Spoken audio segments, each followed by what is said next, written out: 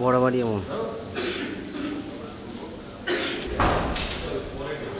এবারের মতো আধুনিক প্রযুক্তি কোনো সময় ব্যবহার হয়নি, আর এবারের মতো এত সংখ্যক ফোর্সও কোনো দিন ব্যবহার হয়নি। কোনো রকমের কোনো সংশয় নেই, কোনো রকমের কোনো ট্রমা নেই, সব ঠিকঠাক মতো হবে।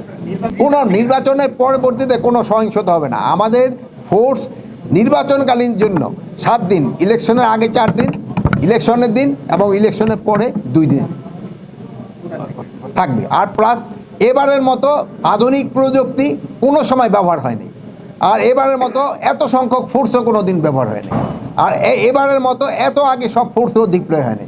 আপনারা জানেন প্রায় 1 লক্ষের উপরে সেনাবাহিনী, 5,000-এর মতো নৌবাহিনী, 4,000-এর মতো কোস্টগার্ড, নেভি আছে 3,500-এর মতো, আমাদের পুলিশ আছে প্রায় 1.5 লক্ষের মতো, 37,000 আছে আমাদের কি বলে বিজিবি, এবং র্যাব আছে প্রায় 9,000-এর মতো, আর সবচেয়ে মেইন ফোর্স হলো আমাদের আনসার। এখানে প্রায় তারা 5 লক্ষের উপরে থাকবে।